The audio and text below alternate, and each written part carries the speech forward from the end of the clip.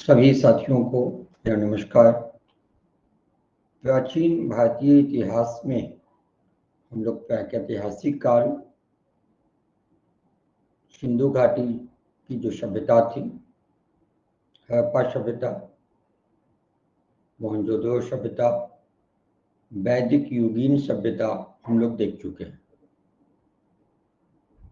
प्राचीन भारत में धार्मिक आंदोलन से भी बीपीएससी में प्रश्न पूछे जाते रहे हैं। जैन धर्म, बौद्ध धर्म, इस्लाम धर्म, वैष्णव धर्म, पारसी धर्म, इन सबका संबंध प्राचीन भारत से रहा है। क्योंकि इससे प्रश्न बीपीएससी की लगभग सभी परीक्षाओं में, जिसमें भी इतिहास से प्रश्न होते हैं, पूछे ही जाते हैं। इसीलिए आज का यह वीडियो धार्मिक आंदोलन से संबंधित है, जिसमें विभिन्न धर्मों में सबसे पहले हम चर्चा करेंगे बौद्ध जैन धर्म के प्रति। प्राचीन भारत में जो धार्मिक आंदोलन हुआ था, उसमें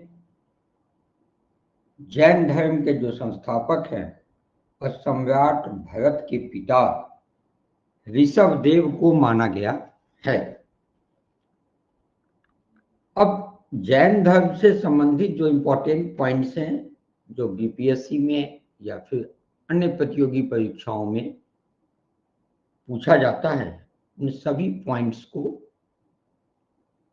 हम यहाँ लाएंगे। लेकिन आपसे अनुरोध होगा कि वीडियो को आप बीच में स्किप नहीं करें या रोके नहीं, क्योंकि हम एनसीईआरटी सहित विगत प्रश्न पत्रों में पूछे गए पैटर्न के आधार पर एक एक पॉइंट को हम वीडियो में शामिल कर रहे हैं। हो सकता है कि जिस पोर्शन को आप नहीं देख पाए, नहीं सुन पाए, उसी पोर्शन से क्वेश्चन पूछा जाए, अगर आ गया तो फिर यह वीडियो देखना बेकार हो जाएगा। इसलिए वीडियो को अंत तक देखिए। हम एक एक कंटेंट आपको हम प्रोवाइड करा रहे हैं और मुझे विश्वास है कि धार्मिक आंदोलन से यदि प्रश्न पूछे जाएंगे तो इससे इतर आपको प्रश्न नहीं रहेंगे। तो जैन धर्म में जैसे चर्चा किए हैं कि इसके संस्थापक सम्राट भरत के पिता ऋषभदेव को माना गया है। पार्श्वनाथ के अनुयायियों को निर्ग्रंथ कहा जाता था। महावीर स्वामी जैन धर्म के 24वें एवं अंतिम तीर्थंकर थे। और महावीर स्वामी का जन्म जैसे पता होगा कि 540 ईसा पूर्व में कुंडग्राम में हुआ था, जो वैशाली में है। इनके पिता सिद्धार्थ ज्ञात्विक क्षत्रियों के संघ के सरदार थे और माता त्रिशला विदेह दत्ता लिच्छवी राजा चेतक की बहन थी। तो पिता का नाम इनका सिद्धार्थ और माता त्रिशला। महावीर के संबंध में कुछ और विस्तृत जानकारी आपको चाहिए कि 12 वर्षों की कठिन तपस्या के बाद महावीर को जिलिम्बिक ग्राम के समीप ऋजुपालिका नदी के तट पर साल वृक्ष के नीचे संपूर्ण ज्ञान का बोध हुआ। उस नदी का नाम याद रखना है, ऋजुपालिका। और इस समय से महावीर जिन कहलाने जाने लगे। जिन का जो शाब्दिक अर्थ होता है वो विजेता एवं अरहंत कहा जाना लगा इनको भी। और अरहत का अर्थ होता है पूज्य। और निर्ग्रंथ भी कहा जाने लगा, जिसका अर्थ होता है बंधनहीन। तो ऋजुपालिका नदी के किनारे जब इनको ज्ञान की प्राप्ति हुई, किस वृक्ष के नीचे? तो साल वृक्ष के नीचे। उसी समय से महावीर को जिन, अरहत और निर्ग्रंथ कहा जाने लगा। जिन का अर्थ होता है विजेता, अरहत का अर्थ होता है पूज्य और निर्ग्रंथ का अर्थ होता है बंधनहीन। जिनके अनुयायी ही आगे चलकर जैन कहलाए।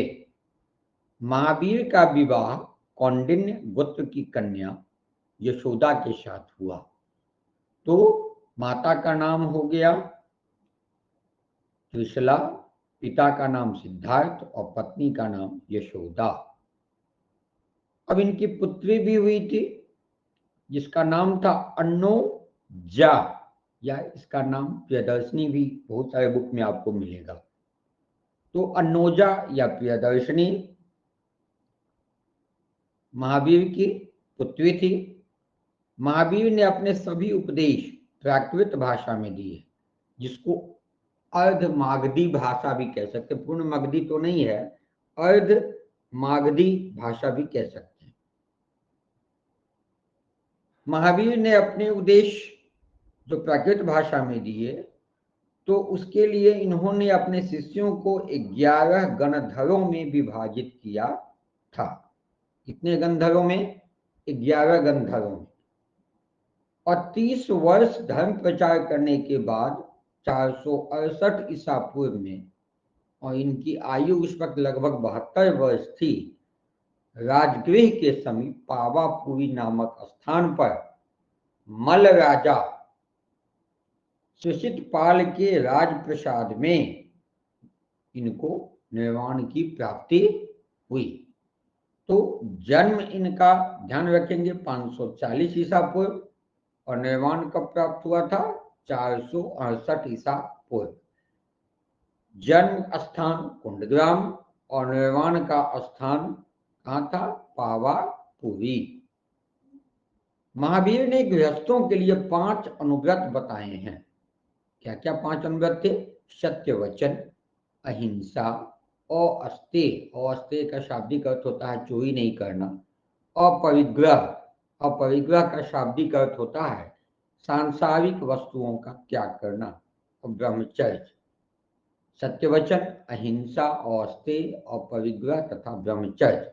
तो प्रश्न इस पर आएंगे तो ये आ सकते हैं कि इनमें से कौन महावीर के गृहस्थ के लिए 5 अनुव्रत में सम्मिलित नहीं है? कोई 3 या 4 ऑप्शंस में देगा, एक ऑप्शन में नहीं रहेगा। तो सत्य वचन, अहिंसा, अस्तेय, अपरिग्रह और ब्रह्मचर्य इनके अनुव्रत में शामिल थे। कर्नाटक के श्रवणबेलगोला में 10वीं शताब्दी के मध्य में विशाल बाहुबली की मूर्ति, गोमतेश्वर की मूर्ति का निर्माण किया गया, जिसका निर्माण गंग साम्राज्य के सेनापति चामुंडराय के द्वारा कराया गया। ये एनसीईआरटी का स्टेटमेंट है, इसलिए हम इसको ले आए हैं। किसके द्वारा कराया गया था? तो चामुंडराय के द्वारा। किसके सेनापति थे? तो गंग साम्राज्य के सेनापति थे।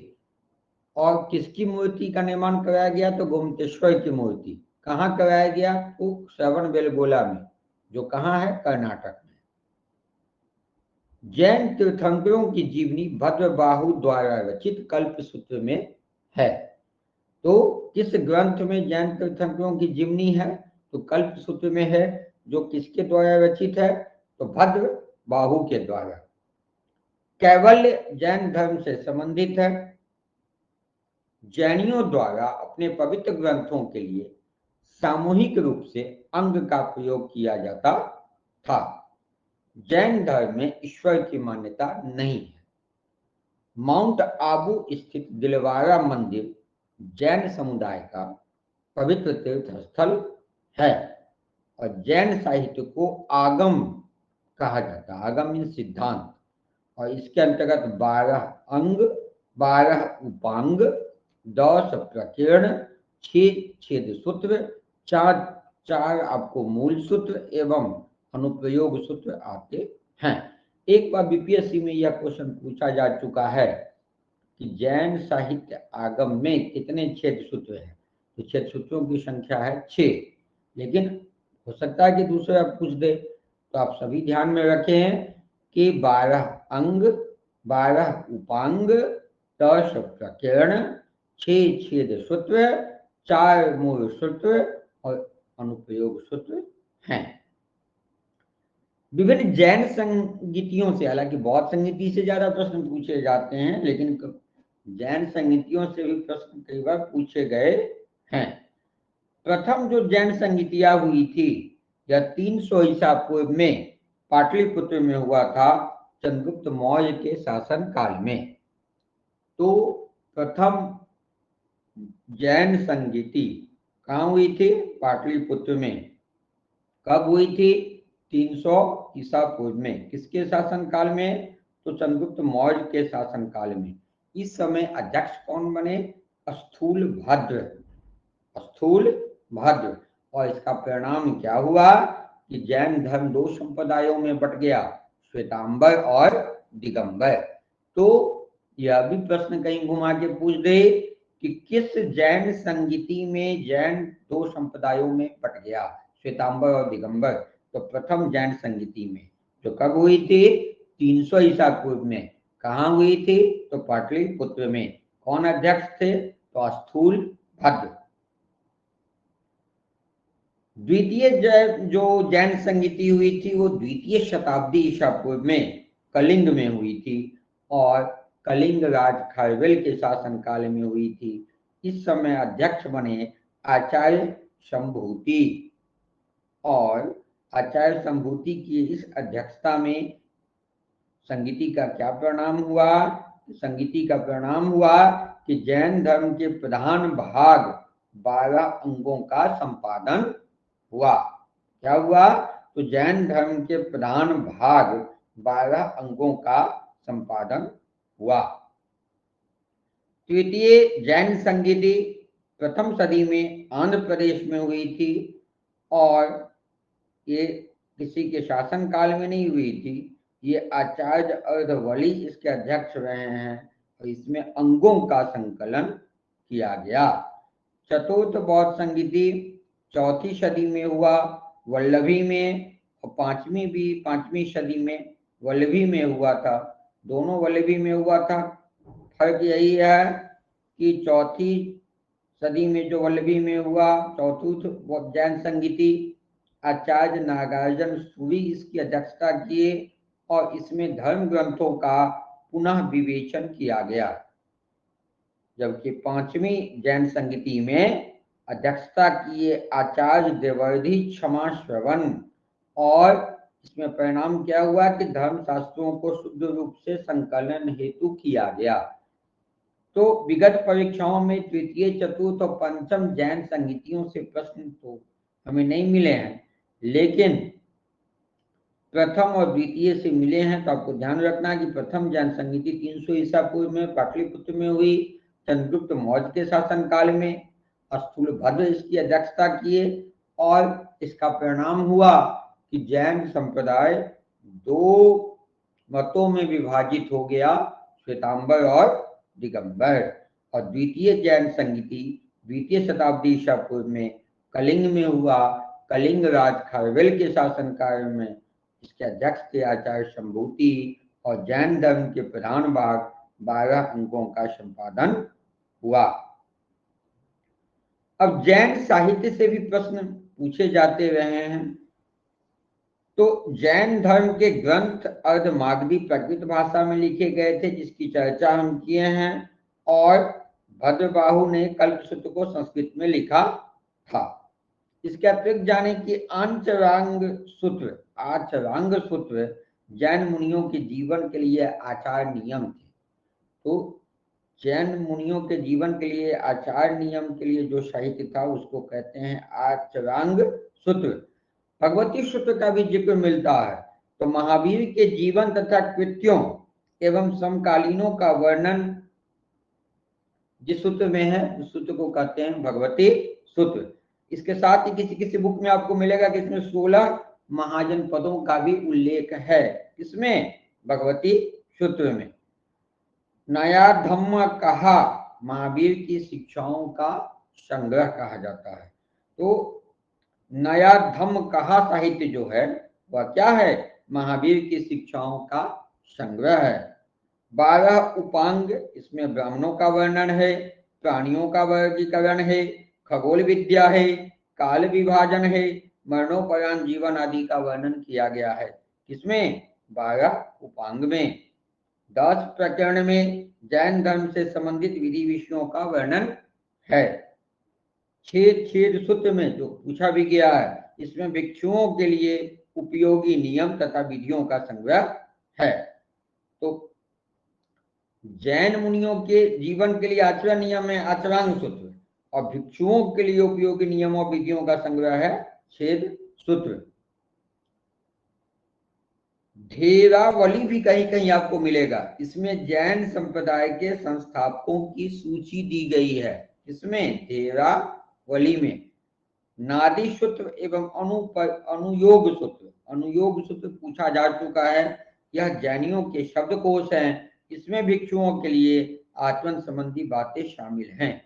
तो जैनियों का शब्दकोश किसको कहा जाता है? नादी सूत्र को या अनुयोग सूत्र को। अन्य जैव धर्म ग्रंथों में आप लें तो कुवलय माला जो उद्योतन सुही द्वारा रचित है, श्यादवाद जवी जो मल्ली सेन द्वारा रचित है, द्रव्य संग्रह जो नेमी चंद्र द्वारा रचित है।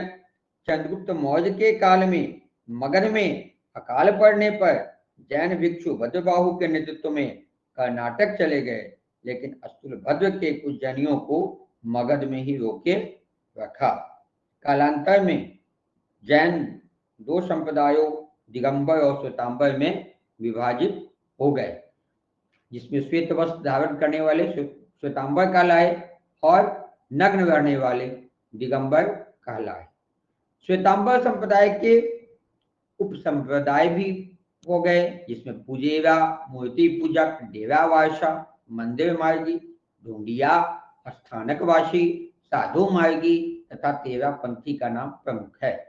दिगंबर संप्रदाय के उप संप्रदाय हुए 20 पंथी, 13 पंथी, 30 पंथी, गुमान पंथी। पूर्व जन्म के कर्मफल को समाप्त करने एवं वर्तमान जन्म के कर्मफल में बचने हेतु महावीर ने त्रिरत्न का सिद्धांत दिया, और जैन धर्म के त्रिरत्न से आप परिचित होंगे: सम्यक दर्शन, सम्यक ज्ञान और सम्यक चरित्र। सम्यक दर्शन क्या था कि जैन धर्मों के उपदेशों में दृढ़ विश्वास ही सम्यक दर्शन है, यानी जैन तीर्थंकर जो उपदेश दे रहे हैं उसमें यदि विश्वास आ रहा है तो वही सम्यक दर्शन है। जैन धर्म के सिद्धांतों का ज्ञान ही सम्यक ज्ञान है, और प्राप्त ज्ञान को कार्यक्रम में परिणत करना ही सम्यक चरित्र है। यानी वो ज्ञान यदि आप उसमें विश्वास कर रहे हैं तो सम्यक दर्शन, और जो उसमें ज्ञान मिल रहा है वो सम्यक ज्ञान, और ज्ञान जो आचरण में जीवन में उतर रहा है वह सम्यक चरित्र हो गया। जैन सिद्धों की 5 श्रेणियों की चर्चा भी है किसी किसी बुक में, जिसमें तीर्थंकर, अरहत, आचार्य, उपाध्यक्ष और साधु का जिक्र है। तो बस आप नाम से एक बना ले, मान लीजिए मैचिंग तरह का क्वेश्चन आ गया या फिर उससे डायरेक्ट क्वेश्चन पूछ दिए गए। जिसने मोक्ष प्राप्त किया हो उसको कहते थे तीर्थंकर। तो तीर्थंकर किसको कहा गया? जिसने मोक्ष प्राप्त किया। जैसे पार्श्वनाथ पता होगा 23वें और महावीर 24वें तीर्थंकर थे। तो जो मोक्ष प्राप्त किया हो उसको क्या कहा गया? तीर्थंकर। और जो निर्माण प्राप्ति की ओर अग्रसर हो उसको कहा गया अरहत। और जो जैन भिक्षु समूह का प्रमुख हो उसको कहा गया आचार्य। जैन शिक्षक को उपाध्यक्ष, और सभी जैन भिक्षुक साधु कहलाए। तो सभी जैन भिक्षुक क्या कहलाए? साधु। और उसमें से जो जैन के शिक्षक थे उनको उपाध्यक्ष, और जो जैन भिक्षु समूह का प्रमुख होता था उसको आचार्य, जो निर्माण प्राप्ति को अग्रसर थे उन्हें अरहत, और जिसने मोक्ष प्राप्त कर लिया हो उन्हें तीर्थंकर। आप जैन धर्म से संबंधित कई प्रमुख तीर्थ स्थल भी हैं, जिसमें अयोध्या समेत शिखर जो काफी चर्चा में था, विवादित स्थल हो गया था, पावापुरी, कैलाश पर्वत, श्रवण बेलगोला, माउंट आबू, इस सब का जिक्र आता है। तो यहाँ जो अयोध्या है, सबसे पहले यही देखें कि अयोध्या क्यों फेमस हुआ? क्योंकि अयोध्या में 5 तीर्थंकरों का जन्म हुआ। प्रथम तीर्थंकर जो थे जैन धर्म के ऋषभदेव, जिसकी चर्चा हम किए हैं, तो ऋषभदेव का भी जन्म हुआ था कहाँ? अयोध्या में। तो अयोध्या में अयोध्या का संबंध कितने तीर्थंकरों से है? तो 5 तीर्थंकरों की जन्मस्थली रही है, जिसमें जैन धर्म के प्रथम तीर्थंकर ऋषभदेव का भी जन्म अयोध्या में ही हुआ था। समेत शिखर या यहाँ पार्श्वनाथ ने अपना शरीर त्यागा था। तो पार्श्वनाथ जो है वो कौन थे? 23वें तीर्थंकर थे, उसके बाद महावीर हुए। तो जो 23वें तीर्थंकर थे उनको निर्माण कहाँ प्राप्त हुआ था? समेत शिखर पर, इसलिए समेत शिखर इंपॉर्टेंट है। पावापुरी पता ही है कि यहाँ महावीर स्वामी, खुद महावीर स्वामी ने निर्माण प्राप्त किया था। कैलाश पर्वत जो जो पहले तीर्थंकर थे ऋषभदेव, जिनका जन्म अयोध्या में हुआ था, वो निर्माण प्राप्त किए थे कैलाश पर्वत पर, इसलिए कैलाश पर्वत का संबंध भी जैन धर्म से है। श्रवण बेलगोला का जिक्र किए हैं क्योंकि गोमतेश्वर की जो बाहुबली जो थे उनकी प्रतिमा, विशाल प्रतिमा श्रवण बेलगोला कर्नाटक में है। माउंट आबू का संबंध जैन धर्म से कैसे है? तो यहाँ सफेद संगमरमर से बने दिलवारा के जैन मंदिर स्थित हैं। कहाँ? माउंट आबू में, इसलिए माउंट आबू फेमस है। जैन धर्म को आश्रय प्रदान करने वाले कुछ शासकों का जिक्र भी कहीं कहीं मिला है, जैसे बिंबिसार, अजातशत्रु, उदयन, चंड प्रद्योत, महापद्मनंद, गणानंद, ये सब महाजन पद से रिलेटेड थे। चंद्रगुप्त मौर्य, बिंदुसार, संप्रति, खारवेल, अमोघवर्ष, कुमारपाल, इन सभी का संबंध जैन धर्म से रहा है। अब जैन धर्म में आपको कहीं कहीं जिक्र मिलेगा कि जैन धर्म के जो तीर्थंकर थे 24, उनमें सबका अपना अपना कुछ प्रतीक था, प्रतीक चिन्ह कहिए या प्रतीक कहिए। जैसे कि प्रथम तीर्थंकर जो ऋषभदेव थे, उनका प्रतीक बैल। आज जो द्वितीय तीर्थंकर थे अजितनाथ, उनका हाथी।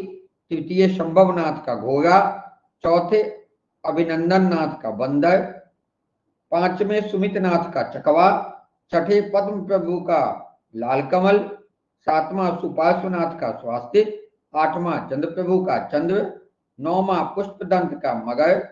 दसवां शीतलनाथ का कल्पवृक्ष।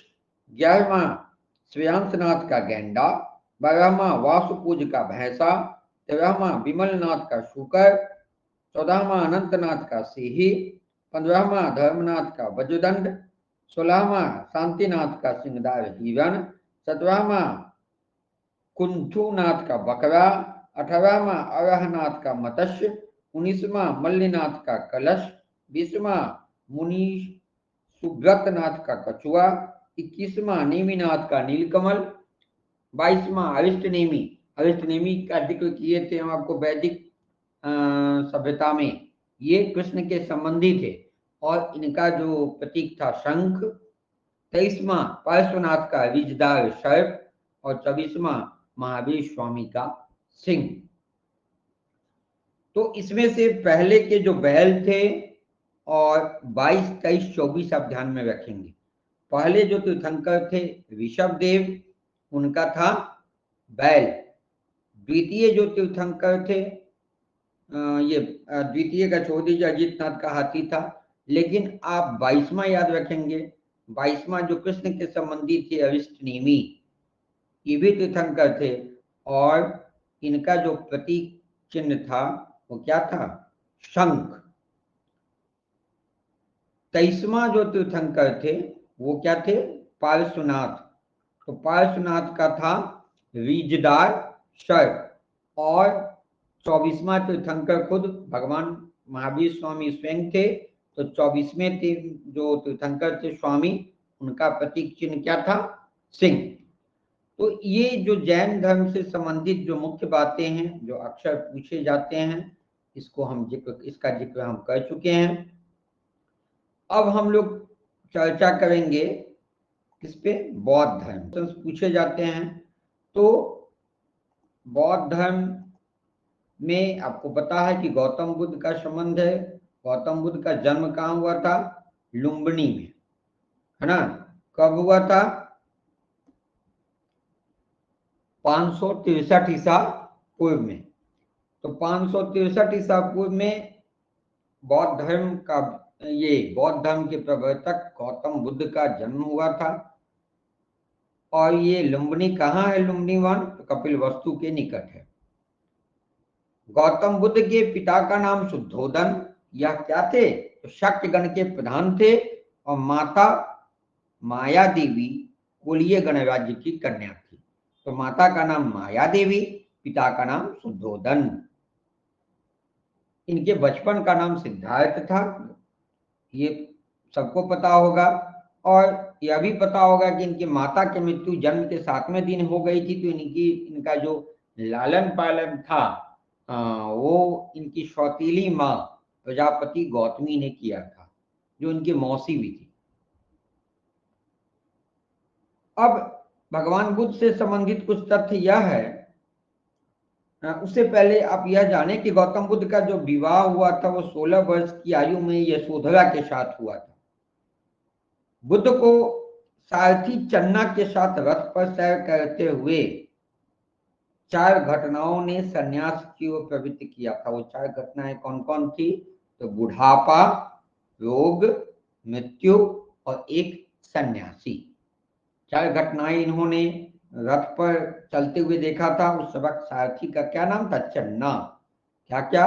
तो बुढ़ापा, ओल्डनेस, रोग, डिजीजेज, मृत्यु, डेथ, और एक सन्यासी, ये सन। सांसारिक दुखों से व्यथित होकर सिद्धार्थ ने 29 वर्ष की अवस्था में गृह त्याग किया, जिसे धर्म ग्रंथ, बौद्ध धर्म ग्रंथों में देखेंगे। इस घटना को महाविनिष्क्रमण कहा गया है। और ये भी कई बार यूपीएससी और बीपीएससी में पूछा जा चुका है कि बुद्ध के घर से निकलने की घटना क्या कहलाती है? तो महाविनिष्क्रमण। गृह त्याग करने के बाद सिद्धार्थ ने वैशाली के आलय कलाम से सांख्य दर्शन की शिक्षा प्राप्त की। सांख्य दर्शन पता है इसके कौन थे? कपिल प्रवर्तक। तो अलाय कलाम से सांख्य दर्शन की शिक्षा ली। आराम कलाम इनके पहले गुरु थे। उरुवेला में सिद्धार्थ को कौनिडिन्य, वप, भद्वी, महाआज एवं असराजी नामक 5 साधक मिले। कौन कौन? कौनिडिन्य, वप, भद्वीय, महाआज एवं असिराजी। बिना अल जल ग्रहण किए 6 वर्षों की कठिन तपस्या के बाद 35 वर्ष की आयु में वैशाख की पूर्णिमा की रात निरंजना फल्गु नदी के किनारे पीपल वृक्ष के नीचे सिद्धार्थ को ज्ञान प्राप्त हुआ। तो सिद्धार्थ को किस नदी के किनारे ज्ञान प्राप्त हुआ? तो निरंजना नदी के किनारे। और अगर पूछेगा कि महावीर को किस नदी के किनारे ज्ञान प्राप्त हुआ? तो विजुपालिका नदी के किनारे। ठीक है। तो और उसी दिन से जो सिद्धार्थ जो है, जो घर से निकले थे ज्ञान की खोज में, अब वो क्या कहा जाने लगे? बुद्ध के नाम से जाना जाने लगे। और वह जो स्थान हुआ, वह स्थान क्या कहला गया? बोध गया। ठीक है, वह स्थान कहा जाने लगा बोध गया। अब बुद्ध ने अपना पहला उपदेश सारनाथ ऋषि पत्तनम में दिया।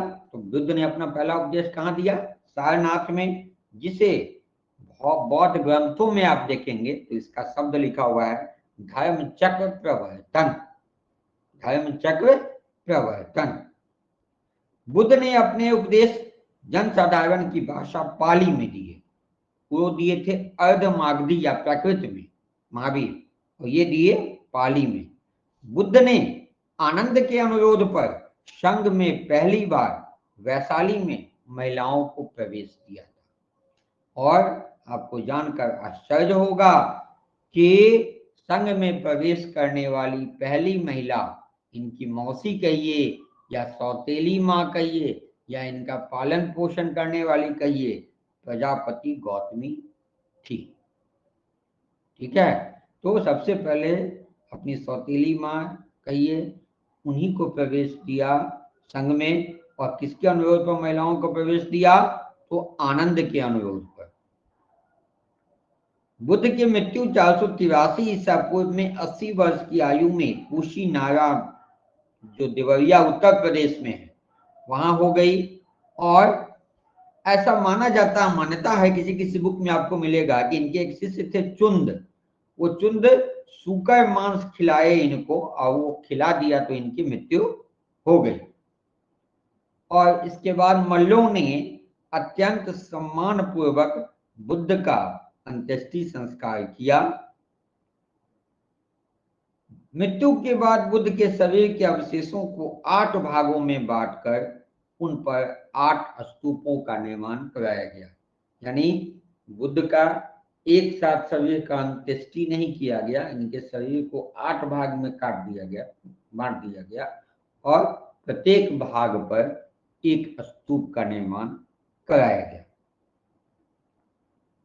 तो ये बुद्ध से संबंधित कुछ महत्वपूर्ण तथ्य थे। इसमें कुछ और आपको जानने की आवश्यकता है कि बुद्ध से संबंधित कुछ तथ्य में कुछ जो एग्जाम्स में आते हैं, एग्जाम में आ जाते हैं, जैसे कि आपको महामाया शब्द का उल्लेख है। ये महामाया कौन थी? तो गौतम बुद्ध की माँ, और इनका पुत्र कौन था? राहुल। बुद्ध का सारथी कौन था जिसको के वो गए थे? वो बुढ़ापा, रोगी सबको देखे थे और इनका मन व्यग्र हुआ था, तो उसका नाम था चन्ना। जिसका दिया मांस खाने से बुद्ध की मृत्यु हुई है पूछे तो चुंद कम्मार पुत्र। बुद्ध का प्रिय घोड़ा कौन था? तो कंथक, ये भी पूछा जा चुका है। कृषक बाला, जिसकी दी गई खीर बुद्ध ने खाई थी, उसका नाम था सुजाता। बुद्ध की मौसी या बुद्ध की सौतेली माँ या प्रथम बौद्ध भिक्षुनी कहे तो प्रजापति गौतमी। जिससे बुद्ध ने योग एवं उपनिषद की शिक्षा ली, तो उसका नाम क्या था? सांख्य दर्शन की शिक्षा ली थी, अलार कलाम।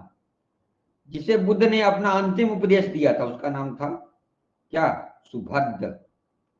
बुद्ध का चचेरा भाई था देवदत्त। अश्वत्थ पूछे, देखिए देवदत्त बुद्ध का चचेरा भाई था, लेकिन अश्वत्थ पूछे तो अश्वत्थ कोई व्यक्ति नहीं था, बल्कि वह पीपल का वृक्ष था जिसके नीचे बुद्ध को ज्ञान प्राप्त हुआ। तो देवदत्त बुद्ध का चचेरा भाई और अश्वत्थ वह पीपल का वृक्ष था जिसके नीचे बुद्ध को ज्ञान प्राप्त हुआ। स्तूप महापरिनिर्वाण के प्रतीक के जैसा बताएं कि बुद्ध के शरीर को 8 भाग में बांटकर वहां प्रत्येक भाग पर स्तूप का निर्माण कराया गया था। बुद्ध का जो अंतिम वर्ष बीता था वो वैशाली में, और साल वृक्ष के नीचे बुद्ध की मृत्यु हुई। देखिए, साल वृक्ष के नीचे महावीर को ज्ञान की प्राप्ति हुई और साल वृक्ष के नीचे यहाँ बुद्ध को मृत्यु हुई। क्लियर हो गया? और बुद्ध को ज्ञान की प्राप्ति कैसे हुई, किस वृक्ष के नीचे और कहाँ हुई, तो ये आपको क्लियर है। कहाँ हुई? जिस जगह को आप निरंजना नदी, जिसको फल्गु नदी कहते हैं, और उसके किनारे पीपल वृक्ष के नीचे हुई, जो जगह क्या हो गया? बोध गया। और बुद्ध की पत्नी का क्या नाम था? यशोधरा। बुद्ध के पिता या साके कुल के मुखिया थे शुद्धोधन। ये क्लियर हो गया। ये बुद्ध से संबंधित कुछ तथ्य थे जो कभी एग्जाम आ जाने की संभावना है। बुद्ध के जीवन के 4 प्रमुख स्थल आप देखें तो लुम्बिनी में इनका जन्म हुआ, बोध गया में इनको ज्ञान की प्राप्ति हुई, सारनाथ में इन्होंने पहला धर्मोपदेश दिया, और कुशीनारा देवरिया उत्तर प्रदेश में इनके मृत्यु हो। गौतम बुद्ध के गृह त्याग की घटना को आप क्या कहते हैं? महाविनिष्क्रमण। ज्ञान प्राप्त होने की घटना को संबोधि, जिसके बाद वो क्या कहा जाने लगे? बुद्ध। और निर्माण या मृत्यु कहिए, शरीर त्याग कहिए, उसको महापरिनिर्वाण के नाम से जाना जाता है। जैसे आप देखे हैं कि जैन धर्मों में भी प्रतीक थे, ऐसे बौद्ध धर्म में भी बुद्ध के जीवन से जुड़े कुछ प्रतीक। जैन धर्म में तीर्थंकर वाला था क्योंकि उसके कई तीर्थंकर हैं 24, लेकिन बुद्ध के गर्भ में आने के प्रतीक हाथी, हाथी प्रतीक है जैन धर्मों में, जैन ग्रंथों में बुद्ध के गर्भ में आने का प्रतीक, अपनी मां के गर्भ में वो आए थे। कमल उनके जन्म का प्रतीक है। सांड उनके यौवन का प्रतीक है, घोड़ा उनके गृह त्याग का प्रतीक है, पीपल उनके ज्ञान का प्रतीक है, शेर उनके समृद्धि का प्रतीक है, पदचिन्ह उनके निर्माण का प्रतीक है और स्तूप मृत्यु का प्रतीक है। तो बुद्ध के जीवन से जुड़े कई घटनाक्रमों का अलग अलग प्रतीक चिन्ह दिया गया है। बुद्ध के घर में आने का प्रतीक दिया गया हाथी, उनके जन्म का प्रतीक दिया गया कमल, उनके यौवन का प्रतीक दिया गया सांड, उनके गृह त्याग का प्रतीक दिया गया घोड़ा, उनके ज्ञान का प्रतीक दिया गया कमल, उनके समृद्धि का प्रतीक दिया गया शेर, उनके निर्वाण का प्रतीक दिया गया पदचिन्ह, उनके मृत्यु का प्रतीक दिया गया स्तूप। बौद्ध महासभाएं से तो क्वेश्चन कई बार आ चुका है और पिछले एग्जाम में भी आया था आपके हेडमास्टर वाले में। तो प्रथम जो बौद्ध सभाएं हुई थी 483 ईसा पूर्व में, कहाँ हुई थी? राजगृह में। प्रथम बौद्ध महासभा कहाँ हुई थी? राजगृह में। किसके शासनकाल में? अजात शत्रु के शासनकाल में, और उसमें अध्यक्ष थे महाकश्यप। तो प्रथम बौद्ध सभा अजातशत्रु के शासनकाल में राजगृह में महाकश्यप की अध्यक्षता में हुआ। द्वितीय बौद्ध सभा कालाशोक के शासनकाल में वैशाली में 383 ईसा पूर्व में सर्वकामी की अध्यक्षता में हुआ। तीसरा बौद्ध सभा अशोक के शासनकाल में मोगली पुत्र वितित्स की अध्यक्षता में पाटलिपुत्र में 251 ईसा पूर्व में हुआ। और चौथा बौद्ध महासभा कनिष्क के शासनकाल में वसुमित्र अध्यक्ष एवं अश्वघोष उपाध्यक्षता में कुंडलवन जो कश्मीर में है उसमें प्रथम ईस्वी में हुआ। तो आपको पहला तो एक क्रम में नाम ध्यान रखने की आवश्यकता है। पहला राजगृह में, दूसरा वैशाली में, तीसरा पाटलिपुत्र में और चौथा कुंडलवन में। पहला राजगृह, दूसरा वैशाली, तीसरा पाटलिपुत्र और चौथा कुंडलवन। पहला 483 ईसा पूर्व, दूसरा 383 ईसा पूर्व, तीसरा 251 ईसा पूर्व और चौथा प्रथम ईस्वी। एक्वेट ईस्वी नहीं है मिला हमको कहीं।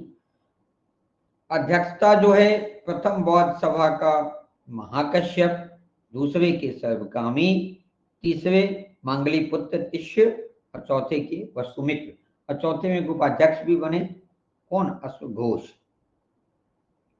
शासन की काल की बात की जाए तो पहला जो राजगृह में हुआ था वो अजातशत्रु के शासनकाल में, दूसरा जो वैशाली में हुआ था वो कालाशोक के शासनकाल में, तीसरा जो पाटलिपुत्र में हुआ था वो अशोक के शासनकाल में और चौथा जो कुंडलवन में हुआ वो कनिष्क के शासनकाल में। कार्य विवरण भी थोड़ा बहुत दिमाग में रख लीजिए कि प्रथम जो महासभा हुई थी राजगृह में महाकश्यप की अध्यक्षता में अजातशत्रु के शासनकाल में, उसमें सूत्र पिटक तथा विनय पिटक का संग्रहण हुआ। तो प्रथम बौद्ध सभा में सूत्र पिटक एवं विनय पिटक का संग्रहण हुआ।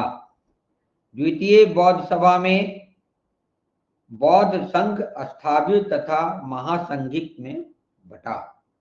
बौद्ध संघ दो भागों में बटा, स्थापित और महासंघिक। तृतीय बौद्ध सभा जो अशोक के शासनकाल में पाटलिपुत्र में हुआ उसमें अभिधम्म पिटक को संकलित कर कथा वस्तु को जोड़ा गया। और चतुर्थ बौद्ध सभा में जो कुंडलवन में हुआ कनिष्क के शासनकाल में वसुमित्र की अध्यक्षता में, उसमें विभाषा शास्त्र का संकलन एवं बौद्ध धर्म दो भागों में बटा, महायान और हीनयान। अब अष्टांगिक मार्ग को देखें, चूंकि इससे भी प्रश्न आए हैं। अष्टांगिक मार्ग में जो 8 मार्ग बताए थे कि सम्यक दृष्टि, सम्यक संकल्प, सम्यक वाक, सम्यक कर्मांत, सम्यक आजीविका, सम्यक व्यायाम, सम्यक स्मृति, सम्यक समाधि। सम्यक दृष्टि का अर्थ क्लियर हुआ कि वस्तुओं के वास्तविक स्वरूप का ध्यान रखना कहलाया सम्यक दृष्टि, माने समान दृष्टि। सम्यक संकल्प मतलब आसक्ति, द्वेष, हिंसा से मुक्त विचार को कहा गया सम्यक संकल्प। यानी आसक्ति, द्वेष, हिंसा से मुक्त विचार से आप मार्ग पर चल रहे हैं तो उन्हें कहेंगे सम्यक संकल्प। अप्रिय वचनों का परित्याग कहलाया सम्यक सम्यक वाक्य। दान, दया, सत्य, अहिंसा, सत्कर्मों का अनुसरण कहलाया सम्यक कर्मांत। कर्म करना, दान, दया, सत्य, अहिंसा, सत्कर्मों का अनुसरण कहलाया सम्यक कर्मांत। सदाचार के नियमों के अनुकूल जीवन व्यतीत करना कहलाया सम्यक आजीविका। सदाचार के नियमों के अनुकूल जीवन व्यतीत करना कहलाया आजीविका। विवेक पूर्ण प्रयत्न करना कहलाया सम्यक व्यायाम। मिथ्या धारणाओं का परित्याग कर सच्ची धारणा को रखना, सच्ची धारणा को रखना सम्यक स्मृति। और मन तथा चित्त की एकाग्रता को सम्यक समाधि। तो ये अष्टांगिक मार्ग थे। सम्यक दृष्टि, सबको वास्तविक स्वरूप को ध्यान में रखें। सम्यक संकल्प, आसक्ति, द्वेष, हिंसा से मुक्त रहें। सम्यक वाक, अप्रिय वचनों का परित्याग कर दें। सम्यक कर्मांत, दान, दया, सत्य, अहिंसा, सत्कर्मों का अनुसरण करें। सम्यक आजीविका, सदाचार के नियमों के अनुकूल जीवन व्यतीत करें। सम्यक व्यायाम, विवेक पूर्ण प्रयत्न करें। सम्यक स्मृति, मिथ्या धारणाओं का परित्याग कर सच्ची धारणा रखें। और सम्यक समाधि, मन तथा चित्त की एकाग्रता को बनाए रखें। बौद्ध साहित्य की जो 3 पिटक हैं उससे भी आए हुए हैं प्रश्न बीपीएससी में, तो उसकी भी चर्चा कर लेंगे। सूत पिटक, विनय पिटक, अभिधम पिटक आप सुने हैं होंगे और पीछे बताए भी हैं कि बुद्ध के धार्मिक विचार और वचनों के संग्रह को कहते हैं सूत पिटक। यानी सूत पिटक में क्या है? बुद्ध के धार्मिक विचार हैं और वचनों का संग्रह है। विनय पिटक में बौद्ध धर्म की विवेचना और नियम दिए गए हैं। तो बुद्ध के विचार, धार्मिक विचार और वचनों का संग्रह है सूत पिटक में, और बौद्ध दर्शन की विवेचना और नियम है विनय पिटक में। बुद्ध के दार्शनिक विचार हैं अभिधम्म पिटक में।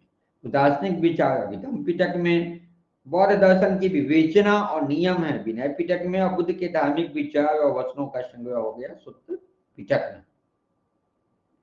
बुद्ध ने मध्यम मार्ग, मध्यमा प्रतिपदा का उपदेश दिया था। अनिश्वरवाद के संबंध में बौद्ध धर्म एवं जैन धर्म में समानता हुई ईश्वर में विश्वास नहीं रखते थे। सर्वाधिक बुद्ध मूर्तियों का निर्माण गंधार शैली के अंतर्गत किया गया, लेकिन बुद्ध की प्रथम मूर्ति मथुरा शैली के अंतर्गत बनी थी। रुमीन देई स्तंभ लेख से बुद्ध के जन्म स्थान का संकेत मिलता है। बौद्धों के प्रस्ताव पाठ को अनुशावन कहा जाता था। तो ये प्रश्न पूछे जा चुके हैं कि बौद्धों के प्रस्ताव पाठ को क्या कहा जाता था? तो अनुशावन। बौद्ध धर्म में प्रत्यक्ष मतदान भी होता था वहां पे, उसको कहता था विवतक। बौद्ध धर्म में प्रविष्टि होने की को कहते थे उपसंपदा, और इसके लिए उपसंपदा कहें या प्रवेश पाने की जो न्यूनतम आयु थी वो 15 वर्ष। बौद्ध धर्मों में प्रशासनिक कार्यों के लिए होने वाले गुप्त मतदान को गुल्हक कहा जाता था। क्या कहा जाता था? गुल्हक। बौद्ध धर्म के जो प्रचारक सन्यासी थे या अनुयायी थे या भिक्षुक तथा गृह जीवन व्यतीत करते हुए बौद्ध धर्म अपनाने वाले को उपासक कहलाए, और बौद्ध धर्म में पुनर्जन्म की मान्यता थी। तृतीय बौद्ध संगति जो हुई थी अशोक के शासनकाल में, उसके बाद अशोक द्वारा कुछ धर्म प्रचारक भेजे गए थे। जैसे आपको नाम पता होगा कि महेंद्र एवं संघमित्रा को इन्होंने श्रीलंका में भेजा था अपने बेटा बेटी को। रक्षित को उत्तरी कनारा भेजा था। महादेव को मैसूर भेजा था। मनझांती को कश्मीर गांधार भेजा था। धर्म रक्षित को भेजा था उत्तरी कनारा, और धर्म रक्षित को भेजा था पश्चिमी भारत। मंझिम को हिमालय भेजा था, और महाधर्म रक्षित को यवन राज्य भेजा था। इसमें महेंद्र एवं संघमित्रा श्रीलंका इनके बेटा बेटी था, ये ज्यादा इंपॉर्टेंट है। बौद्ध धर्म के पंथ देखें तो वैशाली की द्वितीय बौद्ध संगीति में सर्वप्रथम बौद्धों का स्थाव्यवादियों एवं महासंघिकों में विभाजन हुआ था, परंतु मुख्य मतभेद चौथी संगीति जो कश्मीर में कुंडलवन में हुई थी वहां पैदा हुई, और इस संगीति में महायान एवं हीनयान दो प्रमुख बौद्ध संप्रदाय बन गए। 8वीं सदी के बाद वज्रयान भी एक अलग पंथ बन गया। तो 8वीं सदी के बाद 3 संप्रदाय बन गए, हीनयान, महायान और वज्रयान। इसके तो लघु पंथ की चर्चा भी है।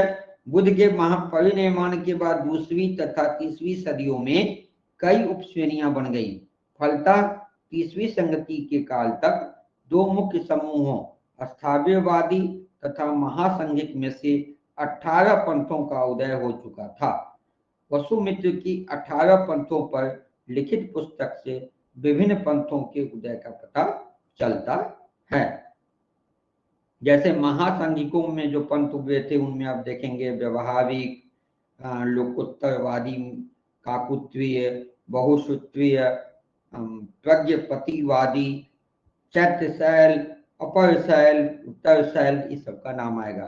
स्थाव्य वासियों से निकले पंथ में आप देखेंगे हिमावत पूछे हुआ है, सर्वासितवादी, वासितिपुत्र, वज्रजनिक, धर्मोत्वीय, समित्वीय, सन्नागरिका, महीपाशक, धर्म गुटिक, कश्यपीय, और उसमें सुवर्षक का नाम भी आता है, सौत्रांतिक या संक्रांतिवादी का नाम भी आता है। प्रमुख बौद्ध विद्वान में आप देखेंगे कि बुद्ध चरित्र जो है वो किसका लिखा, वासुघोष। नागार्जुन को भी आप देखेंगे, नागार्जुन में बौद्ध दर्शन की माध्यमिक विचारधारा का प्रतिपादन किया था, जो शून्यवाद के नाम से भी जाना जाता है। वसुबंधु ने बौद्ध धर्म का विश्वकोश कहे जाने वाले अभिधम्म कोश की रचना की थी। तो अभिधम्म कोश के रचयिता कौन थे, वसुबंधु। और बुद्ध चरित्र के अश्वघोष, शून्यवाद के प्रणेता नागार्जुन। बुद्ध घोष, इनके द्वारा रची गई पुस्तक विशुद्धि मार्ग हीनयान संप्रदाय का प्रमुख ग्रंथ है, बुद्ध घोष। तो इस तरह से बौद्ध धर्म की ये कुछ प्रमुख विशेषताएं थी। और जैन धर्म और बौद्ध धर्म से काफी प्रश्न पूछे जाते हैं। यह वीडियो बड़ा हो चुका है। अगले वीडियो में अभी कई धर्म छूटे हुए हैं, शैव धर्म, विष्णु धर्म, इस्लाम धर्म और पारसी धर्म, और इससे भी क्वेश्चन पूछे जाते हैं। इसलिए इसको लेकर हम अगले वीडियो में आपसे मिलते हैं, जिसमें हम लोग देखेंगे शैव धर्म, वैष्णव धर्म, पारसी धर्म, इस्लाम धर्म, और इसके जो भी इम्पोर्टेंट पॉइंट्स हैं जो विगत परीक्षाओं में पूछे गए हैं, इसके सभी इम्पोर्टेंट तथ्यों को हम लोग नेक्स्ट वीडियो में देखते हैं। पूरा वीडियो देखने के लिए आप सबों का आभार, और आशा करते हैं कि यदि वीडियो को आप बहुत गौर से देखे होंगे, बहुत गौर से सुने होंगे, तो निश्चित तौर पर ऐसा कोई भी प्रश्न नहीं होगा जो आप उसको सॉल्व नहीं कर सकते हैं। इससे पूछे जाने वाले विगत परीक्षाओं के प्रश्न पत्र को देखें, आप सक्षम हैं कि आप सभी प्रश्नों का सही उत्तर दे सकते हैं। अगले वीडियो में फिर हम धार्मिक आंदोलन को लेकर के आ गए हैं। कोशिश थी कि एक ही वीडियो में समाप्त किया जाए, लेकिन कुछ ऐसे इंपॉर्टेंट टॉपिक्स थे जिसको छोड़ना उचित नहीं था, प्रश्न छूटने की संभावना थी इससे, इसलिए बाकी शेष को हम अगले वीडियो में लेकर आ गए हैं। तब तक के लिए नमस्कार।